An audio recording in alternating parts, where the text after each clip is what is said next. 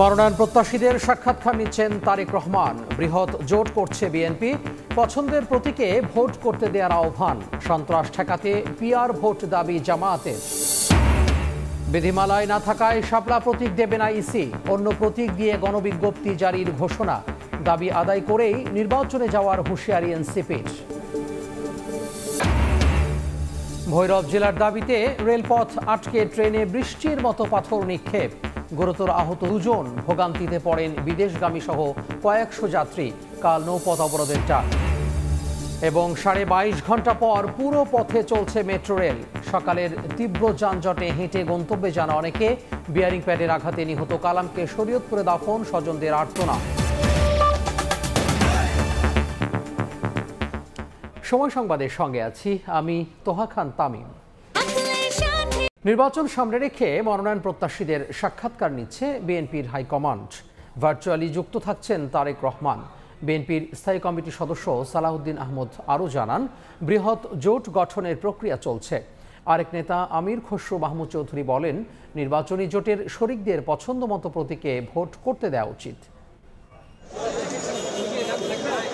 জাতীয় সংসদ নির্বাচন সামনে রেখে মনোনয়ন নিশ্চিতে সরগরম বিএনপি চেয়ারপারসনের গুলশান কার্যালয়। প্রায় সব আসনেই একাধিক যোগ্য প্রার্থীদের নিয়ে প্রতিদিনই চলছে বৈঠক, যেখানে ভার্চুয়ালি যুক্ত থাকছেন বিএনপির ভারপ্রাপ্ত চেয়ারম্যান তারেক রহমান। দলের একাধিক জ্যেষ্ঠ নেতার প্রত্যাশা, চলতি অক্টোবরেই চূড়ান্ত হবে প্রার্থী তালিকা। বিএনপির সহযোগী সংগঠন যুবদলের ৪৭তম প্রতিষ্ঠা বার্ষিকী উপলক্ষে সংগঠনের নেতাদের সঙ্গে নিয়ে শহীদ রাষ্ট্রপতি জিয়াউর রহমানের সমাধিতে শ্রদ্ধা জানান বিএনপির স্থায়ী কমিটির সদস্য সালাউদ্দিন আহমদ। পরে কথা বলেন সাংবাদিকদের সঙ্গে। জানান, নির্বাচন সামনে রেখে মনোনয়ন প্রত্যাশীদের সঙ্গে বৈঠক চলছে দলের হাইকমান্ডের। আমরা সমগ্র বাংলাদেশে আসন ভিত্তিক সকল যোগ্য প্রার্থীদের, একাধিক যোগ্য প্রার্থীদের সাথে আমরা কথা বলেছি। এটা তারই প্রক্রিয়ার একটি অংশ। আমরা একই মেসেজ দিতে চাই যাতে আমাদের দলের ভিতরে ঐক্য থাকে। এ সময় ভোট সামনে রেখে বৃহৎ জোট গঠনের ভাবনার কথাও জানান সালাউদ্দিন আহমদ। যাদের সাথে আমরা যুগপৎ আন্দোলন করেছি এবং অন্যান্য একটা বৃহৎ জোটের জন্য আমরা চিন্তা করছি, সবাইকে নিয়ে ঐক্যবদ্ধভাবে যাতে আমরা আগামীতে এই নির্বাচনে বৈতরণী পার হতে পারি। যুবদলের প্রতিষ্ঠা বার্ষিকী উপলক্ষে দিনাজপুরে এক অনুষ্ঠানে বিএনপির স্থায়ী কমিটির সদস্য ডাক্তার AZM জাহিদ হোসেন বলেন, নির্বাচন বানচাল করে স্বৈরাচারী কায়দায় ক্ষমতা দখলের চেষ্টা করছে একটি অপশক্তি। নির্বাচনকে প্রলম্বিত করার কেউ চেষ্টা করবেন না, স্বৈরাচারের পথকে কেউ সুগম করার চেষ্টা করবেন না, এমন কোন ফাটল তৈরি করবেন না যেই ফাটল দিয়ে স্বৈরাচারের পুনরাবৃত্তি ঘটতে পারে, দেশি বিদেশি ষড়যন্ত্রকারীরা সফলকাম হওয়ার স্বপ্ন দেখতে পারে। রাজধানীর একটি হোটেলে অর্থনৈতিক সংস্কার বিষয়ক সম্মেলনে বিএনপির স্থায়ী কমিটির সদস্য আমির খসরু মাহমুদ চৌধুরী জানান, ক্ষমতায় গেলে 31 দফা বাস্তবায়ন করা হবে। আমরা যে জনগণের কাছে ওয়াদা দিয়েছি 31 দফা সংস্কার বাস্তবায়নের বিষয়টা, আমরা সেটা পরিপূর্ণভাবে পালন করব। সেটা ঐক্যমত হলেও করবো, না হলেও করবো। আমার মনে হয় এই চয়েসটা একটা ক্যান্ডিডেটের থাকতে হবে, সে কি কোন মার্কাই করবে এটা তার নিজস্ব ব্যাপার, ওই রেস্ট্রিকশনের প্রয়োজন নাই। জুলাই অভ্যুত্থান পরবর্তী জনগণের আকাঙ্ক্ষা বাস্তবায়নে সবাইকে দল মতের ঊর্ধ্বে থাকার আহ্বান জানান বিএনপি নেতারা। মুরসালিন হক জুনায়েদ, সময় সংবাদ, ঢাকা। নির্বাচনে পিআর পদ্ধতি চালু করলে রাজনৈতিক সহিংসতা কমবে, এমনটাই দাবি করেছেন জামাত নেতারা। তাদের অভিযোগ, একটি পক্ষ ফ্যাসিস্টের সন্ত্রাসী কার্যক্রম ফিরিয়ে আনছে।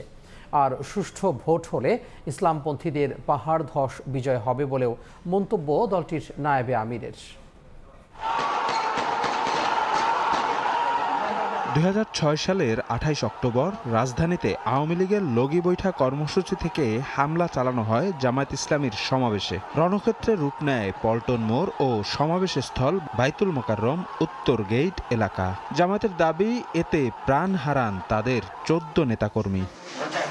দিনটি স্মরণে সোমবার দুপুরে নিহত নেতাকর্মীদের পরিবারের সঙ্গে মতবিনিময় সভার আয়োজন করা হয় দলটির পক্ষ থেকে। নেতারা জানান, বিগত সরকারের আমলে বিচার প্রক্রিয়া রুদ্ধ করা হয় এই পল্টন হত্যাকাণ্ডের।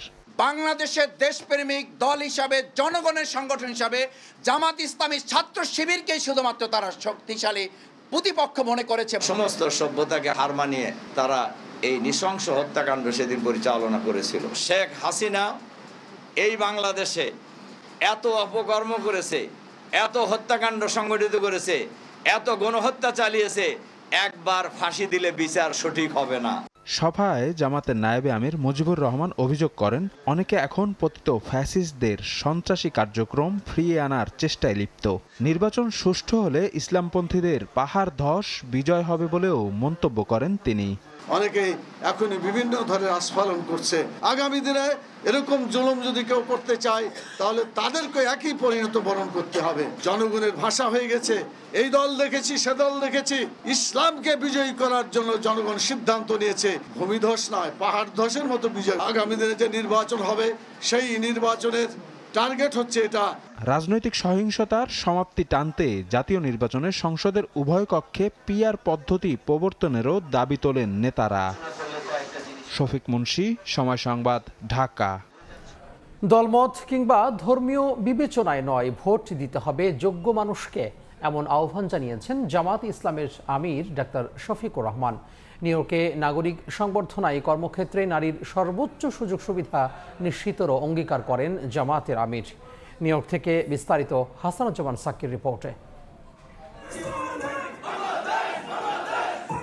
যুক্তরাষ্ট্র সফররত জামায়াতে ইসলামের আমির ডাক্তার শফিকুর রহমানের সম্মানে নিউ ইয়র্কে আয়োজন করা হয় নাগরিক সংবর্ধনার। রোববার বিশাল জনসভায় জামায়াতের আমির বলেন, বিগত সরকারের অপশাসনের বিরুদ্ধে 5ই আগস্ট বিপ্লবে দেশের মানুষের পাশাপাশি ভূমিকা রেখেছেন প্রবাসী ও বিদেশিরাও। প্রবাসীদের ভোট উৎসবে সামিল হওয়ার আহ্বান জানিয়ে শফিকুর রহমান বলেন, দল মত কিংবা ধর্ম দেখে নয়, ভোট দিতে হবে মানুষের যোগ্যতা দেখে।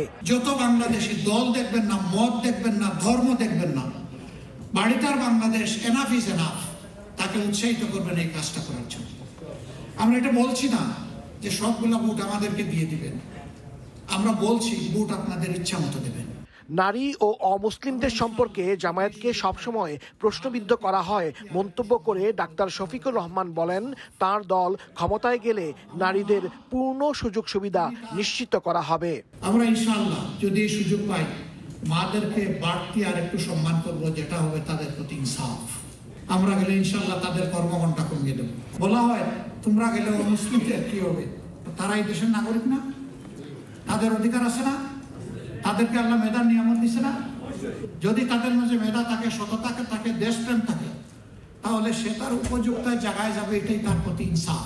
মানবতার মুক্তির লড়াইয়ে পাশে থাকার আহ্বান জানিয়ে জামায়াতের আমির বলেন, জাতির রন্ধ্রে রন্ধ্রে যে দুর্নীতি, ভঙ্গুর শিক্ষা ব্যবস্থা, ধ্বংসপ্রাপ্ত অর্থনীতি, তা পুনরুদ্ধারে প্রবাসীদের সহযোগিতা প্রয়োজন।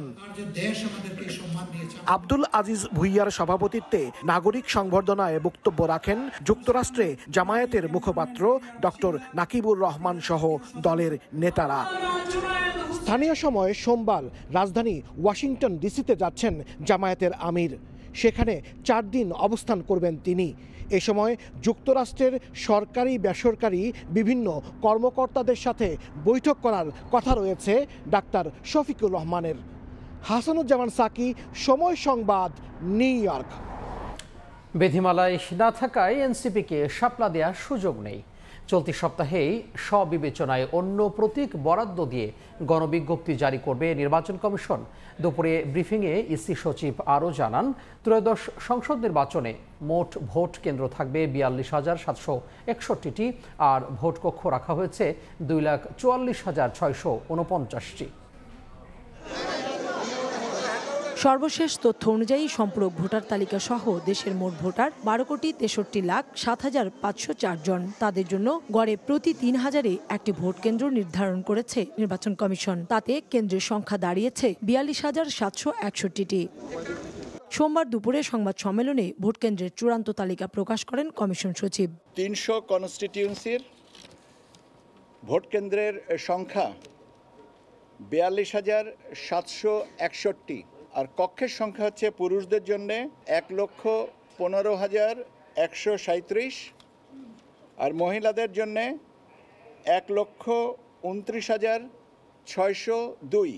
বলেন, বিধিমালায় না থাকায় এনসিপিকে শাপলা প্রতীক দেওয়ার সুযোগ নেই। নির্বাচন কমিশনের নিজস্ব বিবেচনায় অন্য প্রতীক দিয়ে গণবিজ্ঞপ্তি জারি করা হবে। ব্যাখ্যাটা যেটা হচ্ছে সেটা হচ্ছে যে আমাদের তফসিলে নাই, অর্থাৎ আইনগতভাবে তফসিলে না থাকার কারণে দেওয়া হয় না।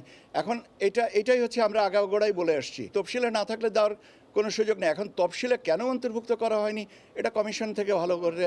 নতুন নতুন রাজনৈতিক দল ও দেশীয় পর্যবেক্ষক সংস্থার নিবন্ধন হবে এ সপ্তাহে। ইনশাআল্লাহ এই সপ্তাহের ভিতরে আমরা কমপ্লিট করতে পারব। কাউসারা চৌধুরী কুমু, সময় সংবাদ, ঢাকা। শাপলার প্রতীক নিয়েই এনসিপি জাতীয় সংসদ নির্বাচনে অংশ নেবে বলে জানিয়েছেন দলটির উত্তরাঞ্চলের মুখ্য সংগঠক সার্জিস আলম। সকালে টাঙ্গাইল প্রেস ক্লাবে দলীয় সমন্বয় সভায় অংশ নেন সার্জিস। সভা শেষে সাংবাদিকদের সঙ্গে মতবিনিময় সভায় বলেন, জুলাই সনদ বাস্তবায়ন না করে সরকার দায় সারা নির্বাচন দিতে পারে না। জুলাই হত্যার বিচার সহ অন্যান্য দাবি আদায়ে একমত হলে কারো সঙ্গে জোট করতে অসুবিধা নেই বলেও জানান সার্জিস আলম। সভায় আগামী জাতীয় সংসদ নির্বাচন উপলক্ষে দলীয় নেতাকর্মীদের বিভিন্ন দিক নির্দেশনা প্রদান করা হয়। যেহেতু কোনো আইনগত বাধা নেই, আমরা আমাদের জায়গা থেকে অবশ্যই মার্কা হিসেবে শাপলাকে এনসিপির জন্য চাই এবং শাপলা মার্কা নিয়েই এনসিপির আগামী সংসদে নির্বাচনে অংশগ্রহণ করবে। আদেশের ভিত্তিতে মাননীয় প্রধান উপদেষ্টার স্বাক্ষরে এই জুলাই সনদ বাস্তবায়নের দিকে যাবে কিনা এই বিষয়গুলোর নিশ্চয়তা পাওয়ার পূর্ব পর্যন্ত এনসিপি তাদের জায়গায় জনগণের আকাঙ্ক্ষার বিপরীতে গিয়ে জুলাই সনদে স্বাক্ষর করতে পারে না। জুলাই আন্দোলনে মাথায় গুলি লাগা শিশু মোসার সুস্থতা ও ভবিষ্যৎ নিয়ে ট্রাইব্যুনালে কাঁদলেন বাবা।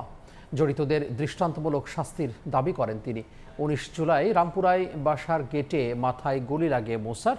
একদিক দিয়ে ঢুকে আরেক দিক দিয়ে বের হয়ে গুলি লাগে দাদির পেটে, মারা যান তিনি। সোমবার বাবার সঙ্গে ট্রাইব্যুনালে আসে 6 বছর বয়সী মোসা। বাবা সাক্ষ্য দেন রামপুরা হত্যা মামলায়। 6 বছরের ছোট্ট মুসার স্বপ্ন ছিল পাইলট হওয়ার। জুলাই আন্দোলনের সময় সব ওলট পালট হয়ে যায়। 19 জুলাই আন্দোলনে ঘাতকের বুলেট এসে লাগে মুসার মাথায়। এক পাশ দিয়ে ঢুকে অন্য পাশ দিয়ে বের হয়ে যায়। সেই গুলি আবার লাগে মুসার দাদির পেটে, মারা যান তিনি। অপরাধের মামলায় ঢাকার 2 হাসপাতাল ঘুরে মুসার চিকিৎসা হয় সিঙ্গাপুরে। সেখানে চিকিৎসা শেষে ভর্তি করা হয় সিএমএইচ হাসপাতালে। সেখান থেকেই বাবার সঙ্গে ট্রাইব্যুনালে আসেন মুসা। স্বপ্ন ছিল পাইলট হবে, এই কারণে ওকে ইংলিশ ভাষণে পড়া ছিলাম। সব জীবনটা আমার পুরো তছনছ করে দিল। সোমবার বাবা যখন কাঠগড়ায় দাঁড়িয়ে সাক্ষ্য দিচ্ছিলেন, মুসা তখন এজলাসের বেঞ্চে নিথর হয়ে শুয়েছিলেন। বিচারকরাও মুসার গুলিবিদ্ধ হওয়া ও শারীরিক বিষয়ে খোঁজ খবর নেন। মুসার উন্নত চিকিৎসা এবং গুলির সঙ্গে জড়িতদের দৃষ্টান্তমূলক শাস্তি দাবি করেন বাবা। ছেলেটার যাতে উন্নত চিকিৎসা হয়, ওর কোনো চিকিৎসাতে যাতে কোনো প্রকার অবহেলিত না হয়, এতটুকু আমার সরকারের কাছে দাবি। ইউএন রিপোর্ট এবং আমরা ট্রাইব্যুনালে তদন্ত শেষে যে রিপোর্ট দিয়েছি এবং বাংলাদেশের পত্রপত্রিকা সহ সারা দেশে জুলাই গণঅভ্যুত্থানের যে রিপোর্ট এসেছে সেই রিপোর্টের সত্যতাই আজকে এই সাক্ষীর মাধ্যমে প্রস্ফুটিত হয়েছে। এদিকে শেখ হাসিনার খালাস পাওয়া নিয়ে বক্তব্য ভুলভাবে উপস্থাপন করা হয়েছে বলে দাবি করেছেন শেখ হাসিনা ও কামালের পক্ষে ট্রাইব্যুনাল নিযুক্ত আইনজীবী। এক শ্রেণীর অসাধু ইউটিউবাররা বিভিন্নভাবে বিকৃত করেছে, যেটার জন্য আমি তাদের প্রতি নিন্দা জানাই। এরকম করা যারা করেছেন তারা ঠিক করেন নাই। তার দাবি, বিচারের মান ও স্বচ্ছতা নিয়ে কোনো প্রশ্ন নেই। ক্যাঙ্গারু কোর্টের অভিযোগও ভিত্তিহীন। আমি মনে করি না যে এই কোর্ট কোনো ক্যাঙ্গারু। আফজাল হোসেন, সময় সংবাদ, ঢাকা। জুলাই আন্দোলনের মামলায় সংশ্লিষ্টতা না থাকায় 372 জনকে অব্যাহতি দিয়ে চূড়ান্ত প্রতিবেদন দিয়েছে পুলিশ। আপিল বিভাগে এমন প্রতিবেদন দিয়েছে রাষ্ট্রপক্ষ।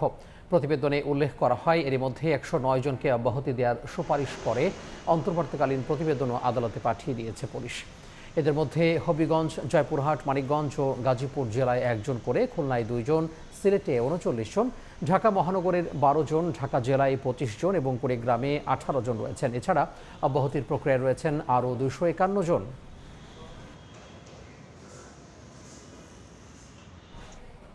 ড্যাফোডিল শিক্ষার্থীদের সঙ্গে সংঘর্ষের সময় ড্রোন দিয়ে নজরদারির পর হামলা চালানো হয় সিটি ইউনিভার্সিটিতে। সংবাদ সম্মেলনে এ অভিযোগ করে সিটির উপাচার্য বলেন, এসি ও কম্পিউটার খুলে নিয়ে গেছে হামলাকারীরা। পরিস্থিতি শান্ত করতে সিটি ইউনিভার্সিটি পরিদর্শন করে ক্ষতিপূরণের আশ্বাস দেয় ড্যাফোডিল কর্তৃপক্ষ। পরে সংঘর্ষের সময় আটক 17 শিক্ষার্থীকে ছেড়ে দেয় সিটি ইউনিভার্সিটি। তবে বিবৃতিতে জিম্মি শিক্ষার্থীদের নির্যাতন করে স্বীকারোক্তি আদায়ের অভিযোগ করেছে ড্যাফোডিল কর্তৃপক্ষ।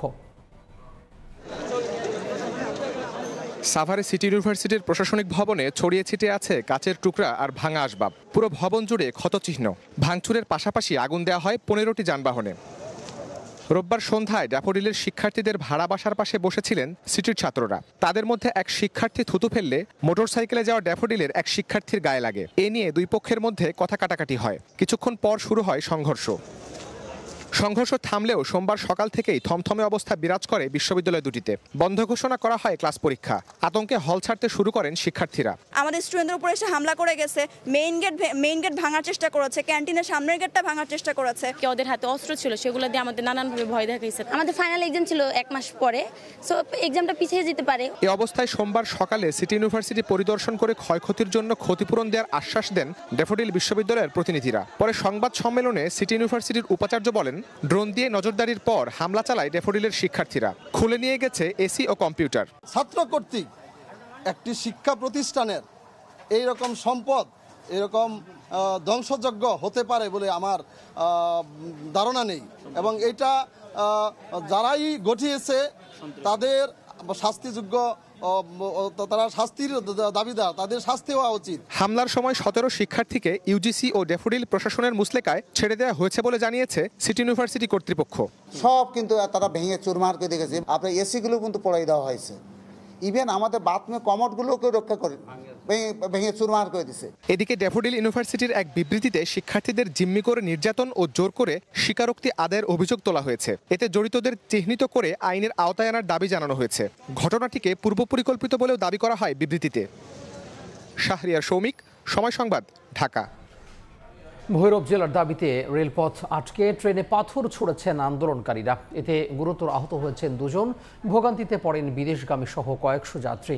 একই দাবিতে কাল নৌপথ অবরোধের ডাক দিয়েছেন আন্দোলনকারীরা।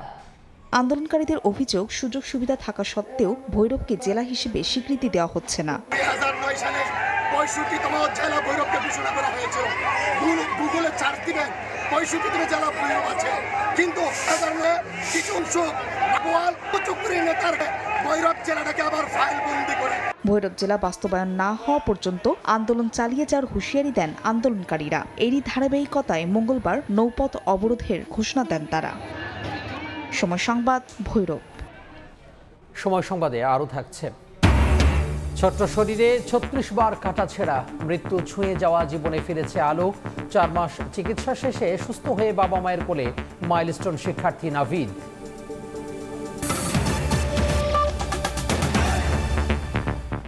অবশেষে প্রায় 22.5 ঘন্টা পর পুরোপুরি চালু হলো মেট্রো রেল। বেয়ারিং প্যাড খসে পড়ে প্রাণহানির পর মেরামত শেষে সকাল 11টার দিকে পুরো পথে শুরু হয় চলাচল।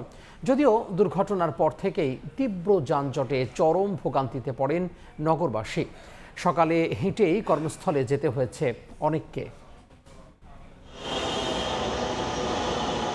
পিলার থেকে বিয়ারিং প্যাড পড়ে পথচারী প্রাণহানির পর বন্ধ হয়ে যায় মেট্রো চলাচল। প্রায় 22.5 ঘন্টা পর পুরো পথে চলাচল শুরুর ঘোষণায় খুলে দেওয়া হয় ফার্মগেট, বিজয় সারণী ও কারণবাজার স্টেশনের গেট। এতে নগর জীবনে ফিরতে শুরু করে স্বস্তি।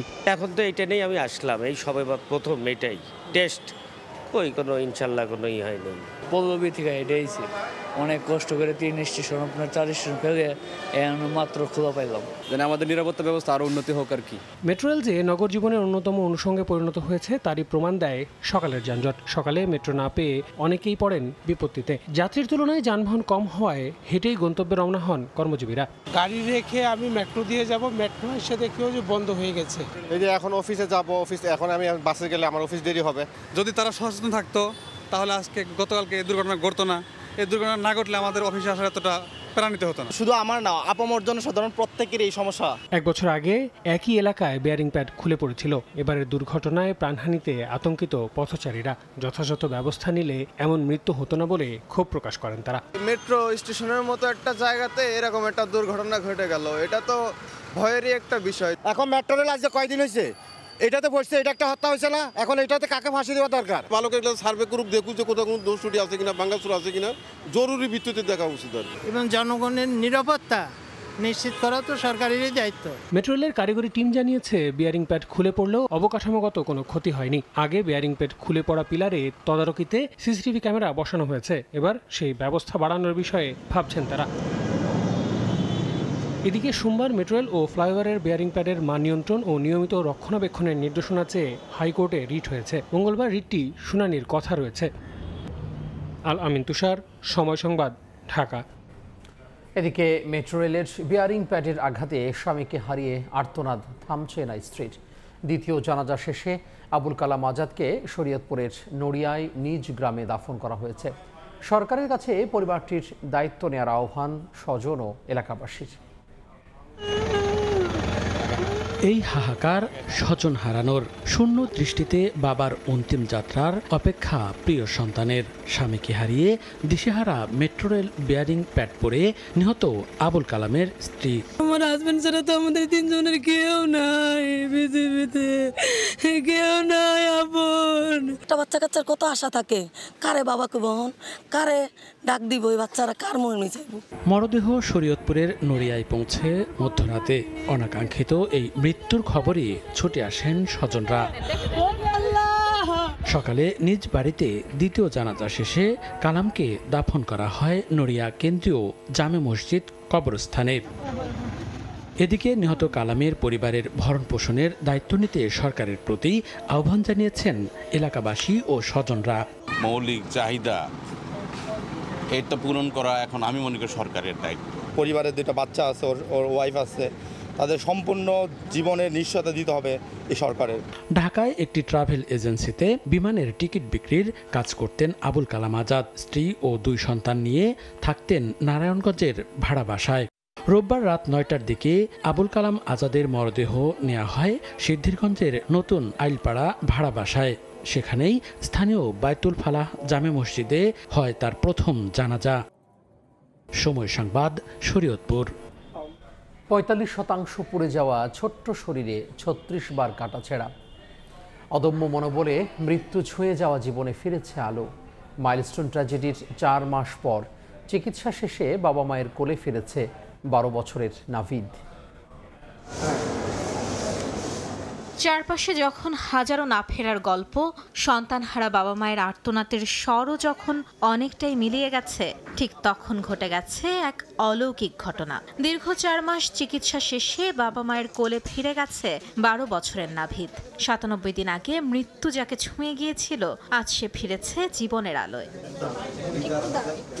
মাইলস্টোন ট্র্যাজেডির পর যখন হাসপাতালের বিছানায় ছটফট করতে করতে চলে গেছে অনেক ক্ষুদে প্রাণ, তখন নাভিদের বাবা মাও পাচ্ছিলেন না আশার আলো। কিন্তু অসীম সাহসী এই শিশুর জীবনী শক্তি তাকে ফিরিয়ে এনেছে মৃত্যুর দুয়ার থেকে। নাভিদ বলল যে আম্মু তাড়াতাড়ি আসো, আমার খুব কষ্ট হচ্ছে, আমার জ্বলছে। আমি ওই অবস্থায় শুধু ওখানে পাগলের মতো কান্নাকাটি করতেছিলাম। 97 দিন যে জার্নিটা গেছে, এটা আসলে খুব কঠিন। সবার দোয়া, ডাক্তারদের চেষ্টা, এগুলো ছাড়া আমি মনে হয় না আমার ছেলেকে কাছে পেতাম। আমার বাচ্চার এরকম সিচুয়েশন থেকে বাইরে আসাটা এটা সৃষ্টিকর্তা উইলিংনেস ছাড়া সম্ভব না। সেদিনের বিমান বিধ্বস্তের ঘটনায় 7ম শ্রেণীর শিক্ষার্থী নাভিদের শ্বাসনালী সহ শরীরের 45% পুড়ে যায়। চিকিৎসকরা জানান 36 বার কাটাছেঁড়া করতে হয়েছে এই ছোট্ট শরীরে, তবু পরাস্ত হয়নি তার অদম্য মনোবল। আমি যখন ওর কাছে গেলাম, ও তখন সাথে সাথে গিয়ে আমার হাতটা চেপে ধরছে। তো ওর একটা বক্তব্য ছিল যে স্যার আমি কি বাঁচবো, আমি বাঁচতে চাই, আমাকে বাঁচান। 3 টাইমস ভেবেছি পেশেন্ট বোধহয় আর সার্ভাইভ করানো যাচ্ছে না। তার 2 হাত, ব্যাক, বাটক, ইনহেল এবং তার সাথে ইনহেলেশন ইনজুরি ছিল। এই পেশেন্টকে 36 বার অপারেশন থিয়েটারে ঢুকাই দিয়েছে। মাইলস্টোন দুর্ঘটনায় আহত আরও 5 জন এখনও চিকিৎসাধীন। চিকিৎসকরা বলছেন খুব শিগগিরই বাড়ি ফিরবেন তারাও। মাইমুনা হায়দার চৌধুরী, সময় সংবাদ, ঢাকা। উদ্ধার কাজে গাফিলতির কারণেই রূপনগর অগ্নিকাণ্ডে পুড়ে মারা যাওয়া তরুণীর মরদেহ পড়েছিল 12 দিন। এমন অভিযোগ করে পরিবার বলছে পুলিশ ও ফায়ার সার্ভিসের দ্বারে দ্বারে ঘুরেও মেলেনি সহযোগিতা। শেষমেশ নিজেরাই খুঁজে বের করেন মরদেহ। এ নিয়ে একে অপরের ওপর দায় চাপাচ্ছে ফায়ার সার্ভিস ও পুলিশ। নেত্রকোনার জয় মিয়া ও মার্জিয়া সুলতানা দম্পতি বিয়ের 4 মাস পর জীবিকার তাগিদে ঢাকায় এসে কাজ শুরু করেছিলেন রূপনগরের RN গার্মেন্টসে। 8 দিনের মাথায় ভয়াবহ আগুনে মারা যান এই দম্পতি। জয়ের মরদেহ পেলেও খোঁজ মিলছিল না মার্জিয়ার। পরিবারের অভিযোগ, পুলিশ ও ফায়ার সার্ভিসের সাহায্য না পেয়ে রোববার নিজেরাই গার্মেন্টসটিতে তল্লাশি শুরু করেন। হাতের মেহেদি ও বোরকা দেখে মেয়েকে শনাক্ত করেন বাবা। আমার বিদায় করে দেয়, আমি কই আমার কথা অবহেলা করে আসে গেলায় ফালাই দেয়। পরে আমি ও জায়গায় কোনো জিডিমিডি করে না, আমি মনের সান্ত্বনা দিয়ে জায়গা। আমি আমার যদি কষ্টের দন তাকাতে হয়, একদিন আমার বুহ হইলে আইব। ফায়ার সার্ভিসরে মনে করেন আমরা লাস্ট এই পাওয়ার পরেও একটা না ফোন দিছে, ফোন দিল হেরা খালি ক যে আমরা এখন আইতাম না, আমরা এনে একটু বিজি আছি, আমরা পরে আসবো। এসপি সাহেব আসেন, আইয়া কইতাছে কথা আপনারা যে এখানে ঢুকবেন, যদি কোনো অ্যাক্সিডেন্ট হয় এটার দায়ী কেটে হইব। আমি এটার দায়ী আমরাই হব। মর্মান্তিক মৃত্যুর 12 দিন পর মরদেহ উদ্ধারের ঘটনায় ক্ষোভ জানান এলাকাবাসীও। খারাপ লাগছে অনেক দেখে লাশটা, কিন্তু কি কমু দেহের মতো কোনো এই নাই, ভাষা নাই করার মতো। ফায়ার সার্ভিসের লোক ঢুকছে, একটা লাশ পাইল না, তাহলে কি তদন্ত করলো? তারা করতে পারে না, এটা তো তাদের ব্যর্থতা। মানে এখন পরবর্তীতে মানুষ আয়া যদি বের করে, জিনিসটা খারাপ না। এ বিষয়ে ফায়ার সার্ভিসের অপারেশন ও মেইনটেনেন্স বিভাগের পরিচালক ব্যস্ততা দেখিয়ে খুদে বার্তায় দায় চাপান পুলিশের ওপর। আর পুলিশ বলছে উদ্ধার কাজের দায়িত্ব ফায়ার সার্ভিসের, তারা কেবল সহায়তা করে থাকেন। দায়িত্বটা ফায়ার সার্ভিসেরই, আমরা তাদেরকে সহায়তা করে থাকি। ঘটনাস্থলের ভিতরে ধ্বংসস্তূপের একটা লাশ পাওয়া এটা কিন্তু অস্বাভাবিক কিছু না। মরদেহ উদ্ধারের পর পাঠানো হয় ঢাকা মেডিকেলের মর্গে।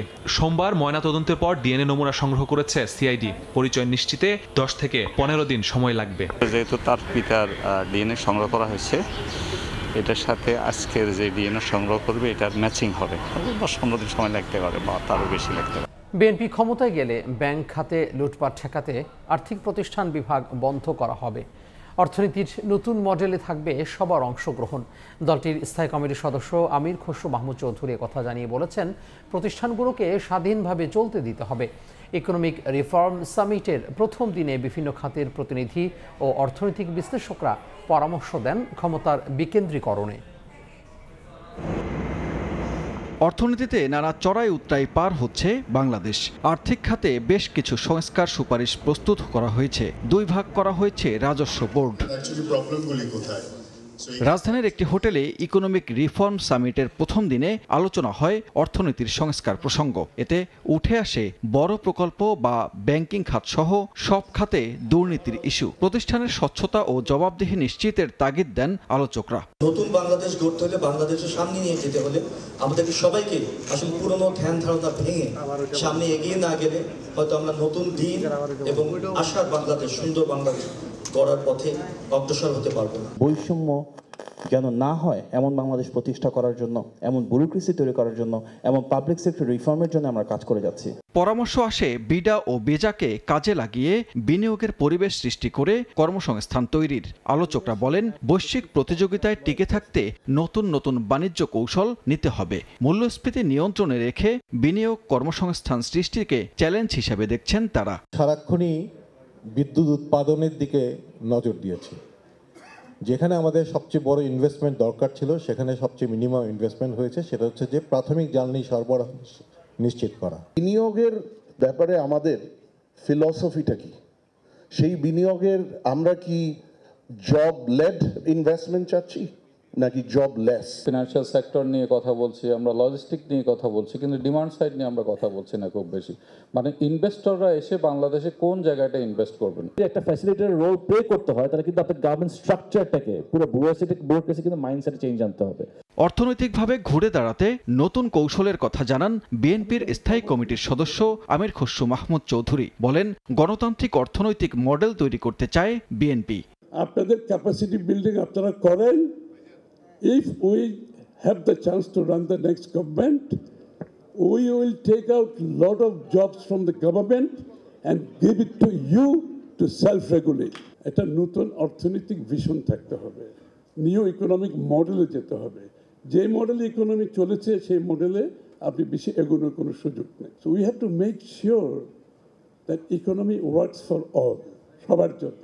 আমলাদের নীতিমালা ও এনবিআরকে ভাগ করার সমালোচনা করেন আমির খসরু মাহমুদ চৌধুরী। বাংলাদেশ ব্যাংককে পর্যবেক্ষকের ভূমিকায় রেখে ব্যাংকিং ডিভিশন বাদ দেওয়ার পরামর্শ দেন তিনি। তাদের হাতে সব দায়িত্ব দেওয়ার দরকার তো। সানবীর রূপল, সময় সংবাদ, ঢাকা। বাংলাদেশের সঙ্গে আকাশ ও নৌপথে যোগাযোগ বাড়াতে আগ্রহী পাকিস্তান। সার্ক পুনরুজ্জীবিত করতেও একমত দুই দেশ। 2 দশক পর যৌথ অর্থনৈতিক কমিশনের সভা শেষে অর্থ উপদেষ্টা জানান, কৃষি, আইটি, খাদ্য, বিমান ও নৌ যোগাযোগ খাতে বাণিজ্য বাড়াতে সম্মত হয়েছে ঢাকা, ইসলামাবাদ। আর পাকিস্তানের জ্বালানি মন্ত্রী জানান, পাট আমদানিতে বেশি আগ্রহ তাদের। দ্বিপাক্ষিক বাণিজ্য ও অর্থনৈতিক সম্পর্ক এগিয়ে নিতে 2 দশক পর আবারও আলোচনার টেবিলে বাংলাদেশ, পাকিস্তান। যৌথ অর্থনৈতিক কমিশন জেএসি বৈঠকে অংশ নেন 2 দেশের প্রতিনিধিরা। সোমবার আগারগাঁওয়ে পরিকল্পনা কমিশনে বৈঠক শেষে অর্থ উপদেষ্টা জানান, কৃষি, খাদ্য, বিমান ও নৌযোগাযোগ খাতে বাণিজ্য বাড়াতে সম্মত হয়েছে 2 দেশ। পাশাপাশি সার্ককে পুনরুজ্জীবিত করতে একমত 2 পক্ষ। কৃষি, ট্রেড, কমার্স, আইটি, ফুড প্রত্যেকটা আইটেম নিয়ে আলোচনা করেছি এবং মোটামুটি যেগুলো আমরা এগ্রি করেছি সবগুলো কিন্তু 2টা দেশের জন্য, 2টি দেশের মানুষের জন্য উপকার হবে। আমরা সার্ককে চেয়েছিলাম একটু শক্তিশালী করতে, সার্কটা এখনও উইক। আমরা ভেবেছি সার্ক এবং এর বিয়ন্ড দ্যাট আমরা যদি যেতে পারি এরকম কোঅপারেশন প্রত্যেকদের সাথে আলোচনা করে আমরা করব। পাকিস্তানের জ্বালানি মন্ত্রী বলেন, জিএসি বৈঠকের মাধ্যমে 2 দেশই লাভবান হবে। ওষুধ, পাট ও কৃষিপণ্য আমদানিতে আগ্রহ রয়েছে পাকিস্তানের। সবচেয়ে বেশি জোর দেওয়া হচ্ছে পাট আমদানিতে। We plan to make tangible progress for the betterment of the people of both the countries. Jute is something that Pakistan continues to import from Bangladesh. And we will also look into agricultural cooperation, what opportunities are there to source additional agricultural products. বৈঠকে বাংলাদেশের BSTI এবং পাকিস্তানের pH এর মধ্যে একটি সমঝোতা চুক্তি স্বাক্ষর হয়েছে। এর মাধ্যমে হালাল পণ্য আমদানি রপ্তানিতে বাণিজ্যে বাধা দূর হবে। এমএস আরিফিন, সময় সংবাদ, ঢাকা। ক্ষমতাচ্যুত প্রধানমন্ত্রী শেখ হাসিনার প্রেস সচিব নাইমুল ইসলাম খান ও তার স্ত্রীর বিরুদ্ধে মামলা করেছে দুদক। সম্পদ বিবরণী দাখিল না করায় তাদের বিরুদ্ধে এই মামলা করা হয়। এদিকে কৃষি গবেষণা ইনস্টিটিউটে নিয়োগ জালিয়াতির অভিযোগে সাবেক মহাপরিচালক রফিকুল ইসলাম মণ্ডল সহ 44 জনের বিরুদ্ধে মামলার অনুমোদন দিয়েছে কমিশন। ক্ষমতাচ্যুত প্রধানমন্ত্রী শেখ হাসিনার প্রেস সচিব হিসাবে দায়িত্ব পালন করেছেন সাংবাদিক নাইমুল ইসলাম খান। গণঅভ্যুত্থানের সময় বিগত সরকারের পক্ষে গণমাধ্যমে তিনি ছিলেন অন্যতম সক্রিয় মুখ। বিচার বিভাগীয় তদন্ত কমিটির পট পরিবর্তনের পর তার সম্পদের খোঁজে মাঠে নামে দুদক। জারি করা হয় সম্পদ বিবরণীর নোটিশ। আত্মগোপনে থাকায় সম্পদের হিসাব দাখিল না করায় নাইমুল ইসলাম খান দম্পতির বিরুদ্ধে মামলা করেছে দুদক। একই সঙ্গে তার অবৈধ সম্পদের অনুসন্ধানও চলমান রয়েছে। বিগত সরকারের প্রধানমন্ত্রীর প্রেস সচিব নাইমুল ইসলাম খান এবং তার স্ত্রীর বিরুদ্ধে দুর্নীতি দমন কমিশন থেকে নন সাবমিশনের একটি মামলার অনুমোদন হয়েছে। আর অন্যদিকে তাদের জ্ঞাত আয় বহির্ভূত সম্পদ অর্জনের যে অনুসন্ধান চলছিল, অনুসন্ধান চলমান রয়েছে। এদিকে লিখিত ও মৌখিক পরীক্ষায় পাশ না করেই কৃষি গবেষণা ইনস্টিটিউটে বৈজ্ঞানিক সহকারী পদে 42 জনকে নিয়োগের ঘটনায় সাবেক মহাপরিচালক ডক্টর রফিকুল ইসলাম মণ্ডল সহ 44 জনের বিরুদ্ধে মামলার অনুমোদন দিয়েছে কমিশন। বাংলাদেশ কৃষি গবেষণা ইনস্টিটিউটের বৈজ্ঞানিক সহকারী পদে নিয়োগ সংক্রান্ত অনিয়ম দুর্নীতির অভিযোগে সাবেক মহাপরিচালক ডক্টর রফিকুল ইসলাম মণ্ডল সহ 44 জনের বিরুদ্ধে দুর্নীতি দমন কমিশন একটি মামলা রুজুর অনুমোদন দিয়েছেন।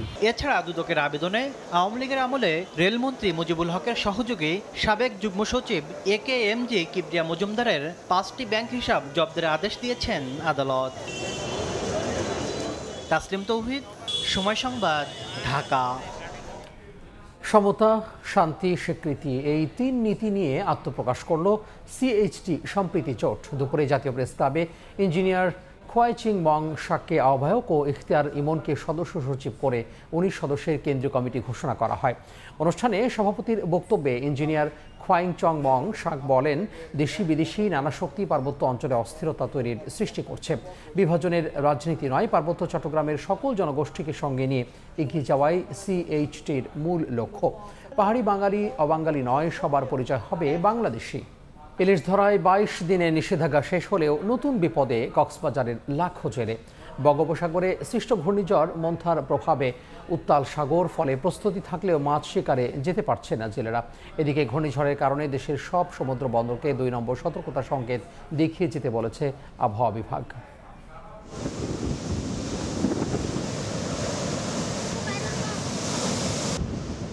নিষেধাজ্ঞা শেষ, কিন্তু সাগর এখনও অশান্ত। 22 দিনের সরকারি নিষেধাজ্ঞা শেষ হতেই কক্সবাজারের জেলেরা যখন ইলিশ ধরার প্রস্তুতি নিচ্ছিলেন, তখনই বঙ্গোপসাগরে সৃষ্টি হয়েছে ঘূর্ণিঝড়। এতে উত্তাল সাগর। ইলিশের প্রধান প্রজনন মৌসুমে মা ইলিশ রক্ষায় 4 থেকে 25 অক্টোবর পর্যন্ত চলে টানা নিষেধাজ্ঞা। শনিবার রাত 12টা থেকে সেই নিষেধাজ্ঞা শেষ হলেও বৈরী আবহাওয়ার কারণে সোমবারও ঘাটে নোঙর করা আছে শত শত ট্রলার। আর দুশ্চিন্তায় বেকার সময় পার করছেন জেলেরা। এই তো 22 দিন অবরোধ, মানে ধরা 8 কেজি চাউল পাইছে মানুষে। 8 কেজি চাউল দিয়ে কয়দিন চলতে পারে? আমরা বসে রয়েছি, এখন দিনকাল কষ্ট যাইতে আছে। জেলেরা বলছেন গত 6 মাসে সাগরে তেমন ইলিশ ধরা পড়েনি। আগস্টে 6 বার ও সেপ্টেম্বরে 3 বার নিম্নচাপ সৃষ্টি হয়েছে। নিষেধাজ্ঞা, নিম্নচাপ আর ঘূর্ণিঝড় মিলিয়ে জেলেপল্লীতে এখন শুধুই অনিশ্চয়তা ও হাহাকার। 3-4 দিন হতো বইটা, এখনো ঘূর্ণিঝড়, কি করব মানে আমরা দিশ পাই না। আবহাওয়ার দিকে দেখা কি অবস্থা দেখে তারপরে যাবো আর সাগরে। বন্দর পরে দেখছি 27, 28, 29 পর্যন্ত আমাদের সাগরে ঘূর্ণিঝড়ের আবাস আমরা পাচ্ছি, সংকেত পাচ্ছি, যার কারণে আমরা সাগরে যেতে পারতেছি না। কক্সবাজারে নিবন্ধিত ও অনিবন্ধিত নৌযান রয়েছে 6000-এর বেশি, আর 1 লাখেরও বেশি জেলে থাকলেও নিবন্ধিত জেলের সংখ্যা 64,004 জন। সুজাউদ্দিন রুবেল, সময় সংবাদ, কক্সবাজার। সময় সংবাদে আরও থাকছে। We will make our city one where every person who calls it home can live a dignified life. New York city নির্বাচন সামনে রেখে স্মরণকালের সবচেয়ে বড় শোডাউন মামদানির। যোগ দেন অসংখ্য প্রবাসী বাংলাদেশে, জরিপে এগিয়ে একমাত্র মুসলিম প্রার্থী।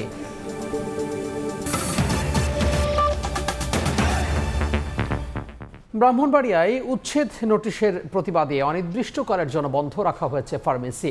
এতে বিপাকে পড়েছেন রোগীরা। এদিকে কলেজের সামনে থেকে মার্কেট উচ্ছেদের দাবিতে আন্দোলন করেছেন শিক্ষার্থীরা।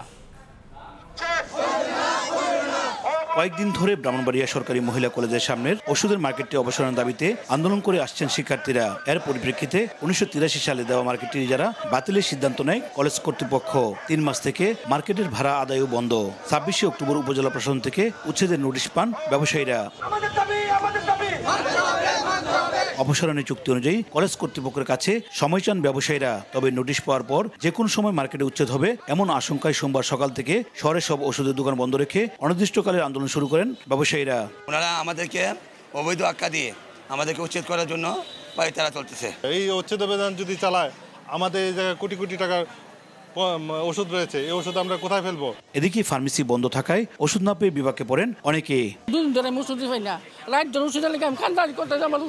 শিক্ষার্থীদের অভিযোগ, কলেজের সামনে মার্কেট থেকে প্রায় ইফটিজিং এর ঘটনা ঘটে। আমরা চাইনি কিন্তু সব ফার্মেসি বন্ধ হোক, আমরা চাইছি যে আমাদের গেটের সামনে যে অবৈধ ফার্মেসিগুলা সেইগুলা বন্ধ হোক। কলেজ কর্তৃপক্ষ বলছে মন্ত্রণালয়ের নির্দেশনা অনুযায়ী মার্কেট অপসারণ করে সীমানা প্রাচীর নির্মাণের উদ্যোগ নেওয়া হয়েছে। তবে ঔষধ ব্যবসায়ীদের উচ্ছেদের বিষয়টি 3 মাস আগেই জানানো হয়েছে।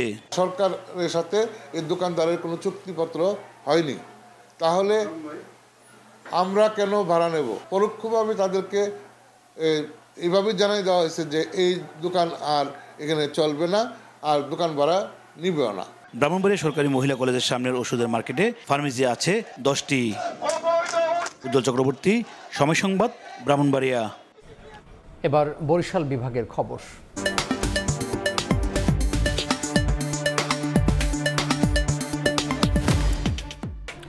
বরিশাল বিভাগের 6 জেলায় নেই আধুনিক ডাম্পিং স্টেশন ও সঠিক ব্যবস্থাপনা, ছড়াচ্ছে দুর্গন্ধ ও রোগ জীবাণু। দিন দিন স্বাস্থ্য ঝুঁকি বাড়ছে বলেও জানান চিকিৎসক। এ নিয়ে আলোচনার জন্য বরিশালের কালীবাড়ি রোডে আছেন সহকর্মী অপূর্ব অপু। তার সঙ্গে যুক্ত হচ্ছেন বরিশাল বিভাগ উন্নয়ন ও স্বার্থ সংরক্ষণ কমিটির সাধারণ সম্পাদক ডক্টর মিজানুর রহমান। সরাসরি যাচ্ছি অপুর কাছে।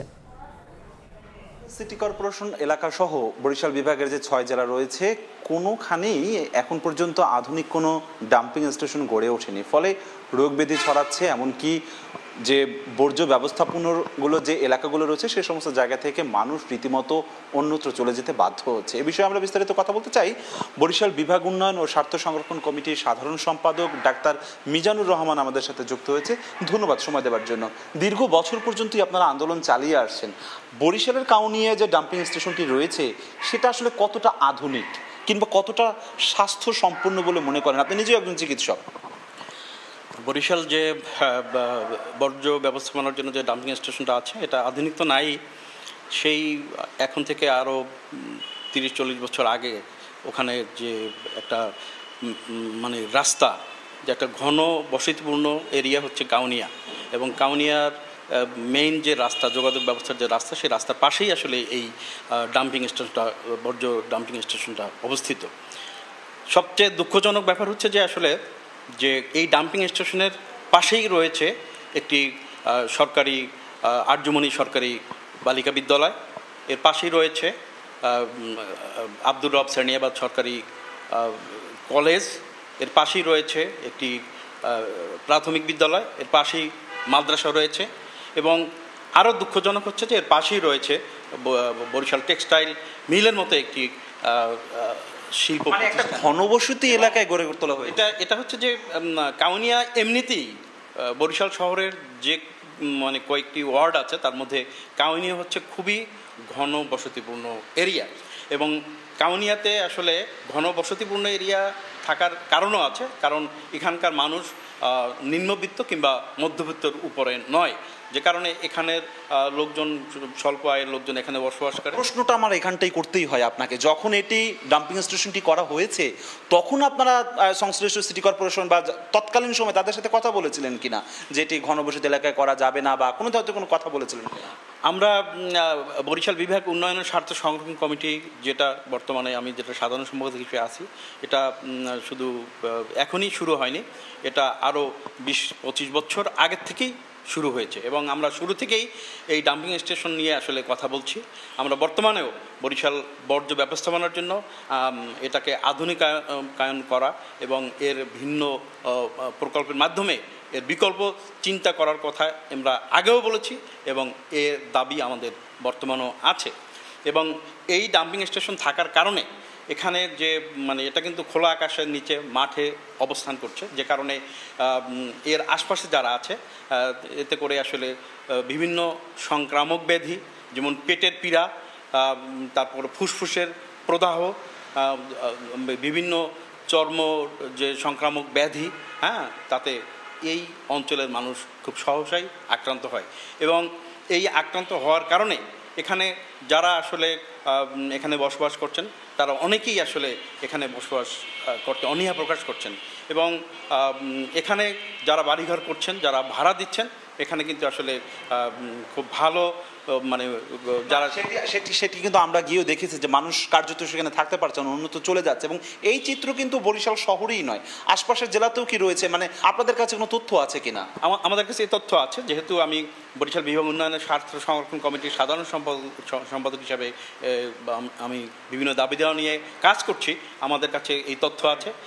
আমাদের কাছে তথ্য আছে যে আমাদের বরিশাল বিভাগের কাছের শহর হচ্ছে ঝালকাঠি সুগন্ধাতে আসলে বর্জ্য ওখানে ফেলা হচ্ছে, এতে করে আসলে ওখানে সুগন্ধা নদীর যে পানি সেটা আসলে দূষিত হচ্ছে, এখানে পরিবেশ নষ্ট হচ্ছে। পরিবেশ কিন্তু আমাদের বরিশালের যে মূল যে বর্জ্য ব্যবস্থাপনার যে ডাম্পিং স্টেশন, এটার কারণে কিন্তু এই কাউনিয়া, শুধু কাউনিয়া না, কাউনিয়া ভাটিকানা সহ সমস্ত এলাকায় কিন্তু আসলে পরিবেশের হুমকির মধ্যে আছে।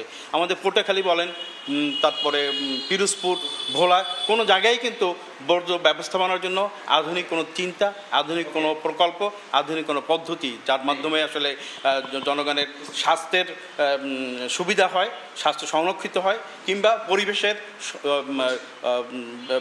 পরিবেশকে সংরক্ষিত করা যায়, এরকম কোনো পদ্ধতি এই বরিশাল বিভাগে তো নয়, বরিশালের কোনো জেলায় আসলে বর্জ্য ব্যবস্থাপনায় করা হয়নি। ধন্যবাদ আপনাকে সময় দেওয়ার জন্য। দর্শক, আসলে বরিশাল বিভাগের কোথাওই কিন্তু এই আধুনিক ডাম্পিং স্টেশন নেই এবং স্বাস্থ্যসম্মত নেই, সেটা এই চিকিৎসক জানিয়েছেন। সেই সাথে সাথে সিটি কর্পোরেশন কর্তৃপক্ষ দাবি করেছে তারা আর্থিক সংকটের কারণে আধুনিক ডাম্পিং স্টেশন করতে পারছে না, তারা যদি সরকারের থেকে সহায়তা পায় বা প্রকল্প পায় সেই ক্ষেত্রে তারা আধুনিক কোনো ডাম্পিং স্টেশন করার প্রকল্প হাতে নেবেন। আমার কাছে সবশেষ আপাতত বরিশালের বর্জ্য ব্যবস্থাপনা নিয়ে এতটুকুই খবর ছিল। সহকর্মী অপূর্ব অপু একজন অতিথিকে সঙ্গে নিয়ে যুক্ত হয়েছিলেন বরিশাল থেকে। দেশের বাইরের খবর, যুক্তরাষ্ট্রের নিউ ইয়র্ক সিটির মেয়র নির্বাচনের সামনে রেখে স্মরণকালের সবচেয়ে বড় শোডাউন করেছেন একমাত্র মুসলিম প্রার্থী জোহরান মামদানি। রোববারের নির্বাচনী সমাবেশে 20,000-এরও বেশি মানুষ অংশ নেন। সমাবেশে যোগ দেন বিপুল সংখ্যক বাংলাদেশি। 4 নভেম্বর অনুষ্ঠিতব্য নির্বাচনে নিজ দলের প্রতিদ্বন্দ্বী স্বতন্ত্র প্রার্থী অ্যান্ড্রু কুমোর জরিপে ডেমোক্র্যাট প্রার্থী মামদানি বিশাল ব্যবধানে এগিয়ে আছেন। নির্বাচনে রিপাবলিকান প্রার্থী কার্টিস স্লেওয়া ভোটের মাঠে অনেকটা পিছিয়ে আছেন। নিউ ইয়র্ক থেকে Hasanuzzaman Shakir report. New York সিটির মেয়র নির্বাচনে এমন সমাবেশ কেউ কোনোদিন দেখেননি। স্থানীয় সময় রোববার ডেমোক্রেট সমর্থিত মুসলিম প্রার্থী জোহরান মামদানির সমাবেশ ঘিরে পুরো এলাকায় দেখা দেয় উৎসবের আমেজ। কুইন্সের ফরেস্ট হিল স্টেডিয়ামে যোগ দেন 20,000-এরও বেশি মানুষ। এতে বিপুল সংখ্যক বাংলাদেশি, ভারতীয় সহ এশীয় ভোটাররা অংশ নেন। আমাদের অনেক মানুষ যাবে ভোট দিতে, ওরা রাইট ভোটটাই দিবে। And আমরা find out করবো, and this is the first time it's happening, this change. আজকে একটা ঐতিহাসিক জনসভা হয়েছে, আমরা মামদানিকে ভোট দেব। আজকে মামদানি ক্যাম্পেইনে হাজার হাজার দর্শক হয়েছে। আমরা আশাবাদী মামদানি এইবার আমাদের মেয়র হবে। নির্বাচনের আগে শেষ র্যালিতে মামদানিকে সমর্থন জানান প্রভাবশালী ডেমোক্র্যাট সিনেটর বার্নি স্যান্ডার্স ও congresswoman Alexandria Ocasio Cortez. এ সময় নিরাপদ শহর গড়ার প্রত্যয় ব্যক্ত করেন মামদানি। এই শহরকে আমরা দুর্নীতিবাজ, রাজনীতিবিদ ও তাদের ধনকুবের দোসরদের খপ্পর থেকে বের করে আনবো। তাদেরকে বুঝিয়ে দেব যে নিউ ইয়র্ক সিটি বিক্রির জন্য নয়। নিউ ইয়র্ক সিটির নির্বাচন ঘিরে এখন টানটান উত্তেজনা। গেল জুলাইয়ে দলের প্রাইমারিতে মামদানির কাছে বিপুল ভোটে হেরেও মূল নির্বাচনে স্বতন্ত্র প্রার্থী হয়েছেন সাবেক গভর্নর অ্যান্ড্রু কুমো। প্রাইমারি ওই নির্বাচনে হেরে বর্তমান মেয়র এরিক অ্যাডামসও সমর্থন জানান কুমোকে। ফলে নির্বাচন হয়ে ওঠে প্রতিদ্বন্দ্বিতাপূর্ণ। বিভিন্ন জরিপ বলছে ফিলিস্তিনপন্থী মামদানি বিশাল ব্যবধানে এগিয়ে আছেন। সবকিছু ঠিক থাকলে হয়তো তিনিই হতে যাচ্ছেন নিউ ইয়র্কের ইতিহাসে প্রথম মুসলিম মেয়র। নিউ ইয়র্ক সিটির মেয়র নির্বাচনে ডেমোক্র্যাট প্রার্থী জোহরান মামদানির ঐতিহাসিক সমাবেশ। নিজ দলের একজন স্বতন্ত্র প্রার্থী হয়ে নির্বাচন করার পরেও মামদানি যে 4 নভেম্বরের নির্বাচনে বিজয়ী হতে চলেছেন তা রোববারের জনসভার পর অনেকটাই পরিষ্কার হলো, এমনটাই দাবি ডেমোক্র্যাট সমর্থকদের। হাসানুজ্জামান সাকি, সময় সংবাদ, নিউ ইয়র্ক। খেলার খবর। সাগরিকায় সিরিজের প্রথম ম্যাচে ক্যারিবিয়ানদের মুখোমুখি টাইগাররা। সাগরিকায় প্রথম টি-20তে টস জিতে ব্যাট করার সিদ্ধান্ত নিয়েছে উইন্ডিজ অধিনায়ক সেই হোপ। 2 পেসার এবং 3 স্পিনার নিয়ে একাদশ সাজিয়েছে টাইগাররা। লিটনের ফেরায় বাদ পড়েছেন পারভেজ ইমন। একাদশে নেই জাকের আলী অনিক এবং শেখ মেহেদিও। দুদলের গল্পটা দুরকম। টি-20তে টানা 4 সিরিজ জয় বাংলাদেশের, আর সবশেষ নেপালের বিপক্ষে হেরে ক্ষত বিক্ষত ওয়েস্ট ইন্ডিজ। তবে এই সিরিজে দুদলের লক্ষ্যটা একই। টি-20 বিশ্বকাপের বাকি 3 মাসের মতো, তবে বিশ্ব আসরে বরাবরই হতাশাই সঙ্গী হয়েছে টাইগারদের। মেগা আসরের আগে বাকি মাত্র 6 ম্যাচ, ওয়েস্ট ইন্ডিজের পর আয়ারল্যান্ডের বিপক্ষে সিরিজ। এখান থেকেই সেরা কম্বিনেশন গড়ার লক্ষ্য অধিনায়কের। সত্য কথা বলতে আমি 2টা সিরিজে চাই যেন আমাদের প্লেয়াররা খুব চ্যালেঞ্জের মুখে পড়ে। আদার সেটা ব্যাটিংয়ে হতে পারে, বোলিংয়ে হতে পারে, যে জিনিসগুলো আমার ভবিষ্যতে সামনে যেহেতু ওয়ার্ল্ড কাপ সেখানে আমার অনেকটা হেল্প করবে। ম্যাচ ডের আগে সাগরিকায় লম্বা সময় অনুশীলন করেছে ক্যারিবিয়ানরা। ফ্লাডলাইটের আলোতে বোঝার চেষ্টা করেছেন চট্টলার উইকেটের আচরণ। এশিয়ান কন্ডিশনে হতে যাওয়া শটার ফরম্যাটের বিশ্বকাপের আগে এই সিরিজ তাদের কাছেও মহা গুরুত্বপূর্ণ। আমাদের ব্যাটিং লাইন আপের যে গভীরতা, সবারই পাওয়ার হিটিং করার সামর্থ্য আছে। এখানকার উইকেট দেখে খুব ভালো লেগেছে। এটা ব্যাটিং সহায়ক হবে। আমরা সামর্থ্যের পুরোটাই দিব। খারাপ সময়ের মধ্য দিয়ে গেলেও আশা করছি সেটা খুব দ্রুতই কাটিয়ে উঠে ভালো খেলবো। এখন পর্যন্ত মোট 19 বার টি-20তে মুখোমুখি হয়েছে বাংলাদেশ ওয়েস্ট ইন্ডিজ, যেখানে 1 জয়ে এগিয়ে ক্যারিবিয়ানরা। এখন দেখার অপেক্ষা এই সমীকরণটা সমান করতে পারে কিনা টাইগাররা। বাংলাদেশের চ্যালেঞ্জ জয়ের ধারাবাহিকতা ধরে রেখে বিশ্বকাপের জন্য প্রস্তুত হওয়া, আর সেরা ছন্দে ফিরতে মরিয়া ওয়েস্ট ইন্ডিজ। ঘরের মাঠ, সাম্প্রতিক পারফরমেন্স বিবেচনায় এগিয়ে থাকবে টাইগাররা। তবে ভুলে গেলে চলবে না এই ক্যারিবিয়ানদের টি-20 ইতিহাসের কথা। বীরশ্রেষ্ঠ মতিউর রহমান ক্রিকেট স্টেডিয়াম থেকে তামিম হোসেন, সময় সংবাদ, চট্টগ্রাম। এই পর্যায়ে শীর্ষ সংবাদগুলো জানিয়ে দিচ্ছি আরও একবার। মনোনয়ন প্রত্যাশীদের সাক্ষাৎকার নিচ্ছেন তারেক রহমান। বড় জোট করছে বিএনপি, শরিকদের পছন্দের প্রতীকে ভোট করতে দেওয়ার আহ্বান। সন্ত্রাস ঠেকাতে পিআর ভোট দাবি জামায়াতের। বিধিমালায় না থাকায় শাপলা প্রতীক দেবে না ইসি, অন্য প্রতীক দিয়ে গণবিজ্ঞপ্তি জারির ঘোষণা। দাবি আদায় করেই নির্বাচনে যাওয়ার হুঁশিয়ারি এনসিপির। এই ছিল বিকেল 5টার সময় সংবাদে। এরপর বাংলা সময় নিয়ে সঙ্গে থাকবেন সহকর্মী ইমদাদুল হক। আমি আপনাকে ধন্যবাদ। বাংলার সময় নিয়ে আসছি কিছুক্ষণ পর, সঙ্গে থাকুন সময়।